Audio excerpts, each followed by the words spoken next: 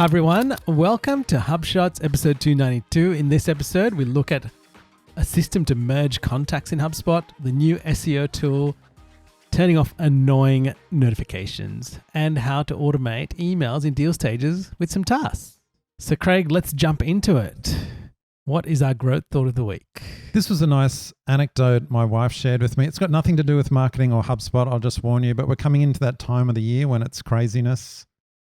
But she was telling me about a book she read where the author was telling the story of his trip on a train through some remote African villages. And this one particular time it was going through a village and he noticed all the women, most of the mothers coming out with their kids, they're all looking at this train going past, a little bit of a novelty.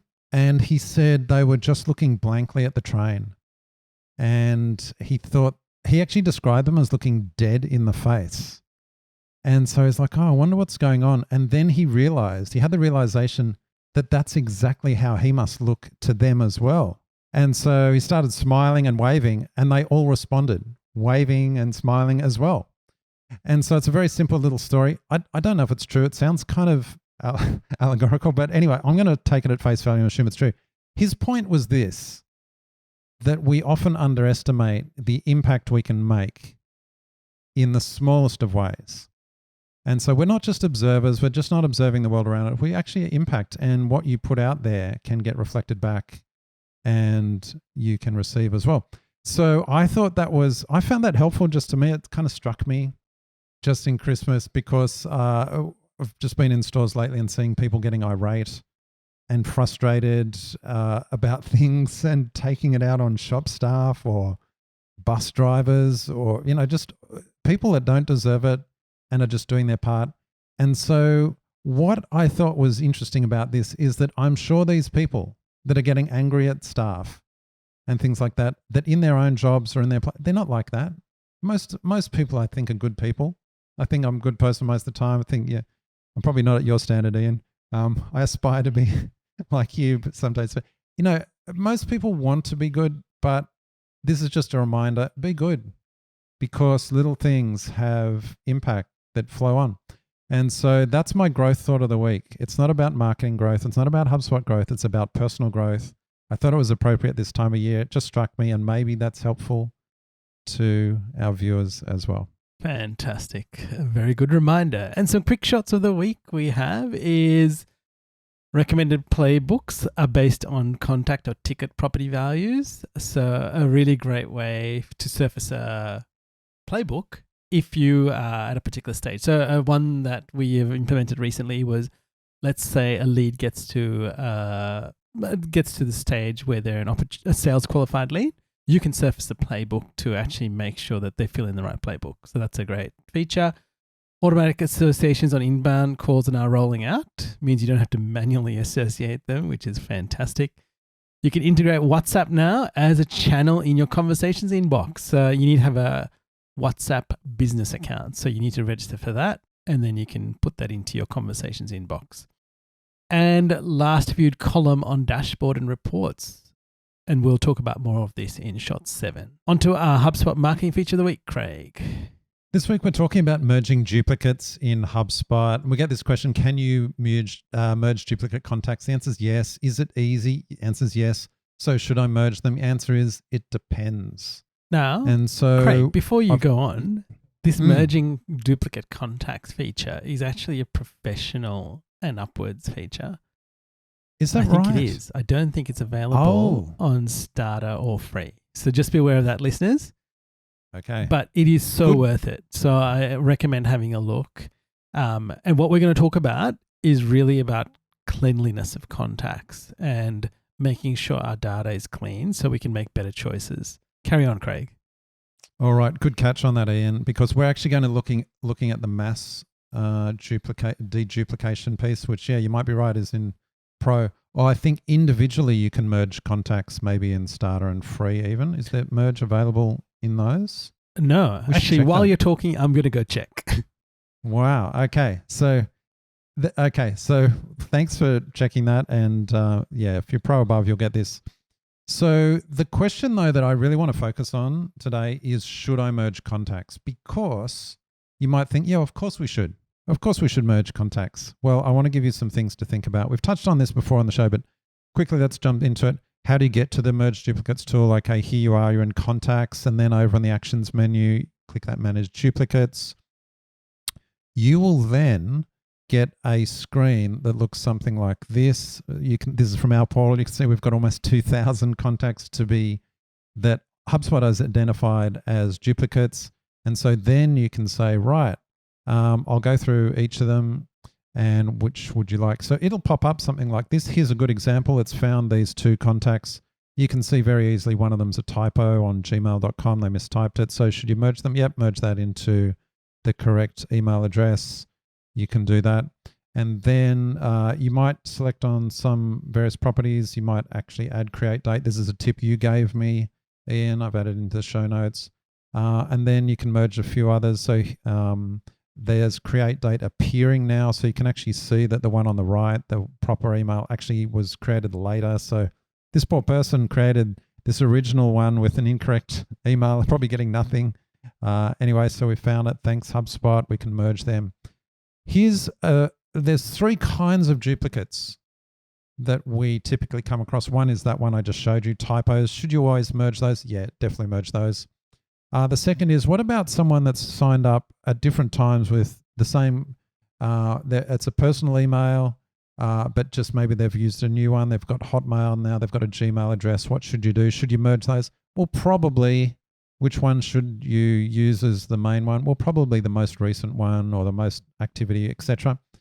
The third case is the one I want to talk about, which is contacts who have signed up with both a personal and a business email address. We actually find this happening a fair bit, well, in our portal, but also client portals. And so then conventional wisdom is, look, merge them into the business email. That's the general advice you'll hear people recommending. I'm going to say don't do that. We usually don't do that. In fact, we don't merge them. And I'm going to talk about why. 3 main reasons.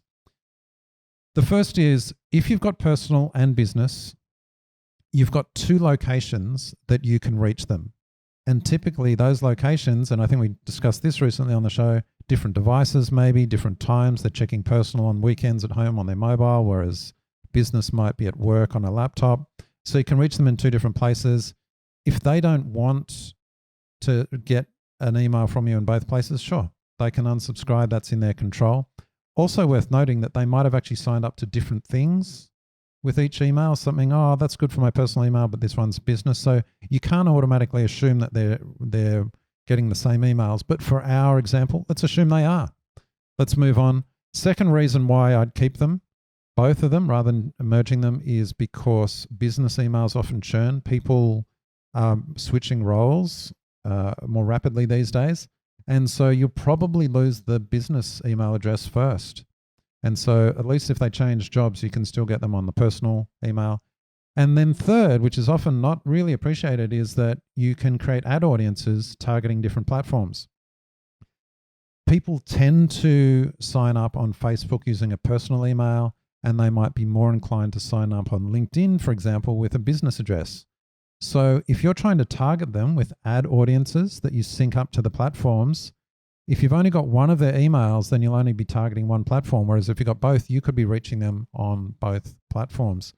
So that's a quick overview of how to merge, but also when to merge. I hope that's useful. We've got a whole video on the YouTube channel.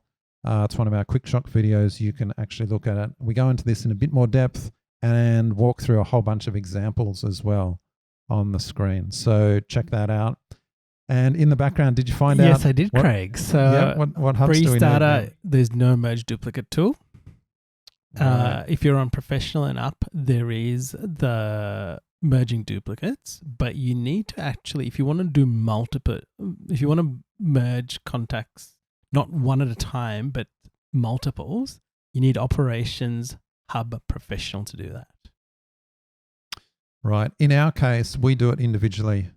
We just go through and we just do a few here and there. And that's why we've got 2,000 still to go through. I mean, it's not a high priority for us, but we do go through and just choose a few to do. Listeners, just so you know, one of the things, because we've highlighted this a few times, is that we are now telling a lot of people that we work with, on a weekly basis get someone on the team or just even contact owners who are using HubSpot, especially in sales, to go through the list. And because they'll generally recognize people that are inside HubSpot, so they can see, oh, okay, I know that person. Let me just go and fix that up. So it's a really good way to make sure that this is being constantly worked on and have somebody ultimately responsible for it, like the CRM manager, which is a great place to start. Yeah. And you know what, by the way, this is a bit of a do as I say, not as I do situation, because if we were doing a quick check for a client and we saw 2,000 contact duplicates, I'd be going, oh, that's a bit of a problem.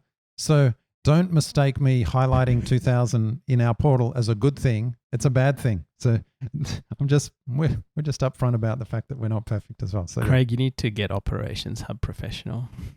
I think you're right, Ian. All right, on to HubSpot sales feature of the week, and this is to do with automating feedback from contacts.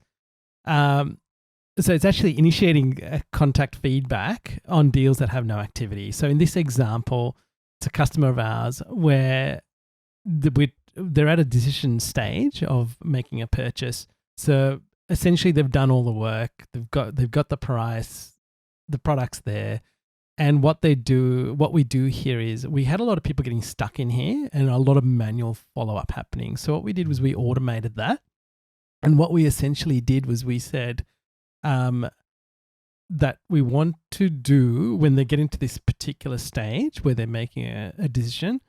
We want to send them an email. Now, in that email, you will see there are two things that we get them to do. So we reiterate the value proposition in there about taking away the risk because there's 100% money back guarantee. You can return it within 30 days. But here's the two things that we want someone to do. We want them either to opt out. So they've decided not to go ahead with the purchase, or they are no longer interested. So we want to get them out of the system, or we want to mark them as not having to be contacted again. The next one, it says, I'm still interested, but I need more time, right? So generally we find people get stuck because they're waiting for something. So when you click that link, it actually goes to a form, and the form asks you a question. There are two questions on there. So Craig, if you just scroll down, you'll see what that says. It says, I need more information, or I need more time. Now in the I need more time, we have a subsequent question that comes up that says, what's reasonable? 1 month, 3 months, I think, and 6 months. So what we then do is, 1, 2, and 3 months we have. Then what we do is we go through and then call another workflow to set a task at those interval periods so the contact owner can contact them. So it's quite simple, the contact enrollment. And then you're probably looking at, and then the workflow basically puts the task into the contact owner's queue at the appropriate time. Now you'll probably be asking me, why do we not put the task in immediately? And I'll tell you why. A, it seems to clog up people's task queues and they think I've got to do this even though it's got a later date on it. The second thing is, when you're setting a task in a workflow, you can set it at a particular date, but you can't say I want it 30 days from now and set it as the date. So you can choose a date, but you can't actually set a date in the future based on that. So what we do is when it goes into the branching, it basically waits there until that time and then goes and creates the task. And that's the reason we do it. I love this. That's a great little recipe. Sales, deal, automation recipe right there. Love it. And okay, and I forgot to tell you, Craig, the flip side of this is you need to make sure that your pipeline's clean. So in a few instances, people have bought stuff. People on the team have forgotten to move the deal into the closed one, and they get responses like, "Hey, I bought something like two weeks ago. Why am I getting this email?" So it really puts the onus. There's a bit of onus on both sides, is to keep your deal pipeline clean and see what's going on. I think that's a good point to highlight, because people want automation. You say, "Oh, do you want us to automate things?" "Oh, yeah, of course." So then you automate it. "Oh, I forgot to do something and it automatically did something. Can we stop it doing that?" I was like, no, that's the whole point of automation. So what you're highlighting there is a really good reminder. If you want automation, yeah, good. That's great. But make sure you've got the process and discipline to follow up so that automation doesn't actually make you look inept. So, which is what you're highlighting there. Automation needs to be a good thing. All right. What's our HubSpot SEO feature of the week, Craig? Yeah, have you seen this analyze tool? Yes, and the SEO we went through it tool? together. Yeah, Remember? yeah. So I was looking at this. I think I set this up a little. When did we set this up? A Ian? couple of weeks ago. I think it's been there. Yeah, we've been wanting to chat about it for a little while. So yeah, what it does. First thing about this, I know it's kind of obvious when I tell you this, but people do fall into the trap. This is based on your organic traffic. It connects with Google Search Console, which is only organic performance. So what you'll get is once you've connected it up, you'll get a little analyze tab like this. This is it for HubShots. I'm looking at essentially Google Search Console data for the last 3 months that's come in. And here you can see. So I'm being pretty upfront about showing you our data here because it's not particularly impressive. But what's good about this is that, actually, let me just scroll down. If you've got the show notes, you'll see this, or if you're watching this on our YouTube channel, you'll be seeing all of this. But it shows you impressions and clicks and your average position and then click-through rate. And you might think, oh, okay, what do I do with this? How do I use this? Straight away, you can see, well, when I look at this, what's the main problem I see? I see that we're getting a ton of impressions. That's great. Hardly any clicks. So this to me says, one, you've got a big problem. You're not ranking well for the terms, but two, you've got an enormous opportunity. So, and here I've highlighted, look at the positions. It's down on page 5 and above. So no wonder, but we're still getting a ton of impressions, but we're just not getting the clicks through. It's a big opportunity here. So incidentally, in case you're wondering, where do we get most of our traffic? It's mostly from direct sources like YouTube or social or things, or email actually, not organic. So we've got a lot of potential here. Here's what else you can do on the tool. You can actually click one of these pages and then drill into it, and it'll show you the queries that you're ranking for. So I've just picked our homepage on HubShots. You can see the second one. Yeah, we rank for our brand term, which is, well, thank goodness we rank for a brand term, Ian. Be pretty sad state of affairs if we didn't even rank for our brand term. But look, even the HubSpot podcast, which I kind of feel we should rank better than that. We're at position 12. So we're on page 2. I'm pretty sure. Well, first of all, I don't think people think in pages anymore, especially on mobile. So, but it's kind of a fair way down the page, the position. And we're getting a bunch of impressions and hardly any clicks. So HubSpot podcast, that's a term we really want to get more traffic for. So there's an opportunity for us, Ian. How will we rank more or higher for it? Well, we would have a look at this. We'd say, is it possible? I know HubSpot's got their whole podcast network. That's probably crowding us right out. So going to be challenging. But straight away, you can kind of see, oh, here's some things we could be looking at. So summary of all of this so far. It's a really good tool. How to use it. You look at it and you consider your specific case and you go, okay, and this is what I'd do. I'd say, what do we get a lot of impressions for, but our average ranking is pretty low? Look at those pages and then look at the terms and see if we can optimize. Now, in our particular case, I'll give you one little tactic that we're going to start doing. Because we have episodes that cover a lot of topics, it's very hard for one of our episode pages, blog posts, to kind of rank for big terms. So what will we do? We'll probably create pillar pages around very specific topics that then might link off to particular episodes or pull from the episodes, but will be a lot more focused on pages on the site. So there you go. I think it's a really nice tool. Very quickly, especially if you don't like diving into Google Search Console its own, you can just pull it in here, get some quick insights straight away in HubSpot. So some good insights there, Craig. And I think from what I can tell, and it's something that we probably felt all along, is like you said, we have a bunch of things, and if we make it more specific, the greater our chances of ranking. So I think this applies to all businesses. We see this across the board, and I think the more laser focused you are, the better the result. And I think that's the way we've got to be thinking about it. All right, onto our HubSpot notification gotcha of the week, Craig, and how to turn off annoying notifications. So have you been part of a portal, Ian, and then suddenly you get these unassigned live chat conversation notifications? All the time, Craig. And you're like, where did these come from? What did this start from? You know, why am I suddenly getting this? Well, it's actually worse than that because every user in your HubSpot portal is also getting them.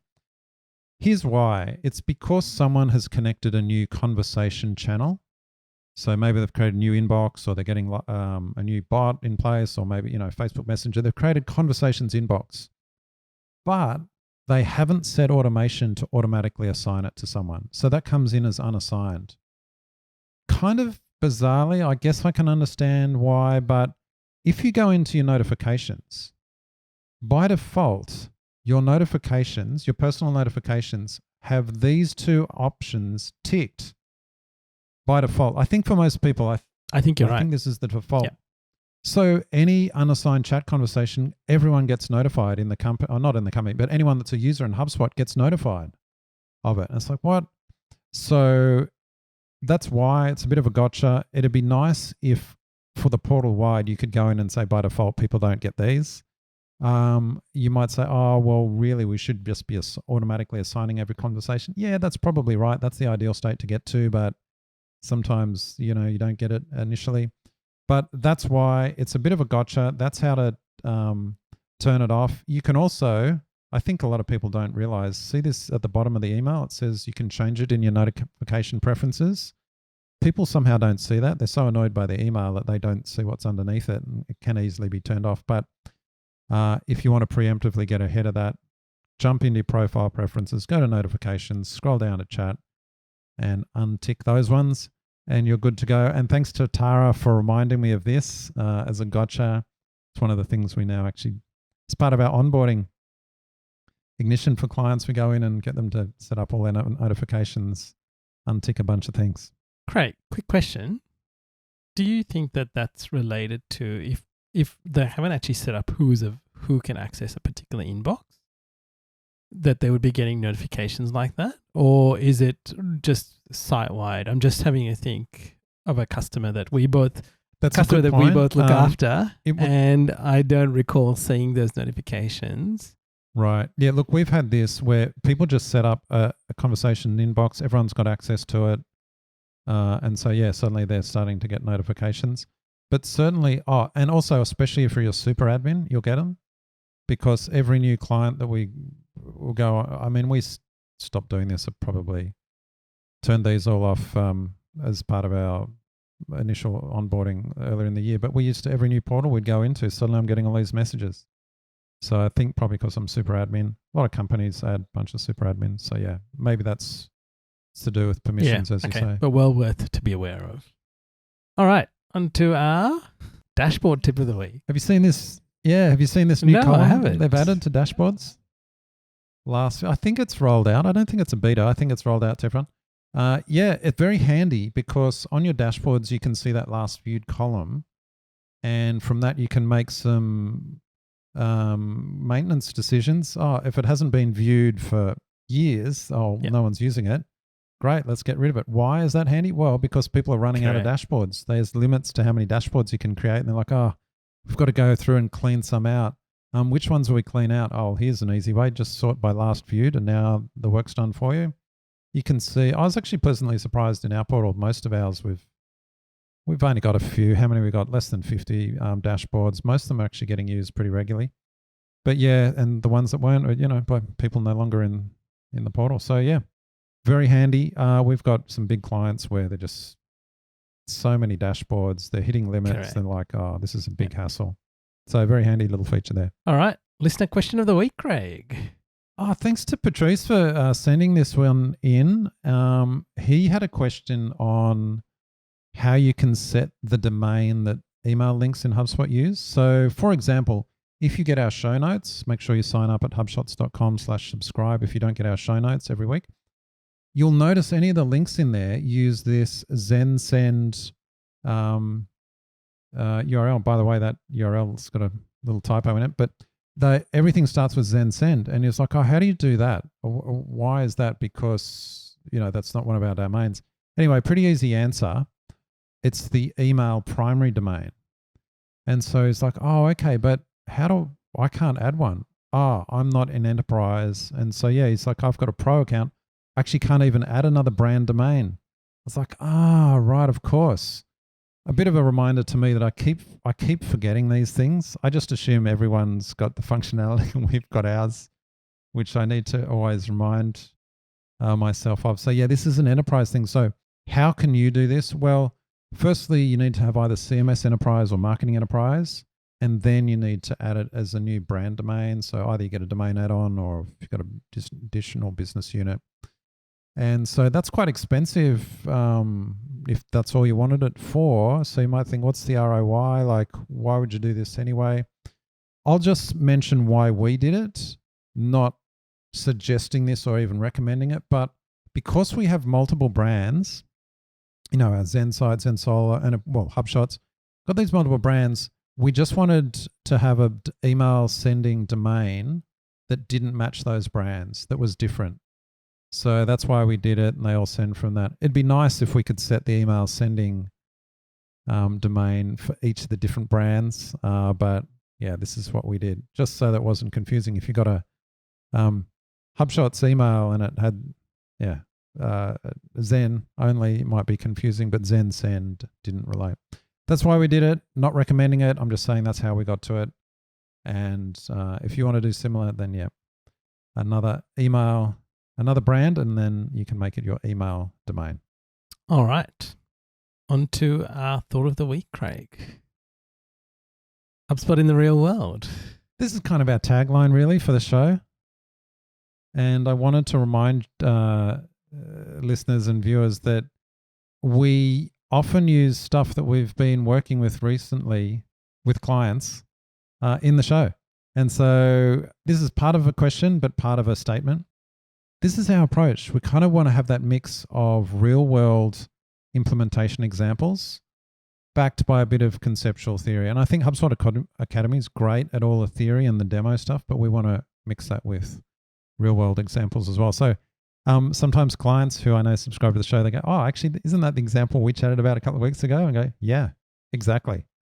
We use real world examples, and with the goal that you learn from what we learn, especially if it's a mistake we make, learn from our mistakes. But if we can accelerate your learning, that's our goal. And I think that's a good idea. Hopefully everyone agrees that's a good idea. Surely. I would say so, Craig. All right, quote of the week, Craig. Always be a little kinder than necessary. I think that's a very good quote. Ties nicely to the shot one. All right, listeners, and if you're thinking about what training is good to do, HubSpot Workflow Deep Dive, and this is by Kyle Jepson, and he has a deep dive into workflows. So if you're looking to automate, I think this is a must. All right, Craig, how can people get help from us? Well, we've chatted about this on the show, but we've got a few QuickCheck calls lately. And just a reminder what we go through, it's really high level. We go through your whole portal and we give a bunch of recommendations to you. At the end, you get a slide deck. It'll have 40 or 50 slides. And then the final slide is just, here's the top 3 things we recommend. So what we're trying to do is give you a bit of a snapshot of where your portal's at, e.g. you've inherited it or you're new to the company. We give you that QuickCheck perspective, but then don't want to overwhelm you with so many things. It's like, what are the top 3? So that's what you get out of it. Check that out on our site and you can book in easily. Or an alternative, which we haven't talked about here, is if you want an advisory session, you want to dive deep into a particular topic, you can choose that option as well. Listeners, again, subscribe to the show notes, leave a comment if you're watching this on YouTube in the comments below. If you want to connect with us, you can connect with me on LinkedIn. I'd love to hear from you. And if you simply subscribe to the show notes and reply, Craig will get those replies because it comes from Craig. So until next week, Craig. Catch you later, Ian.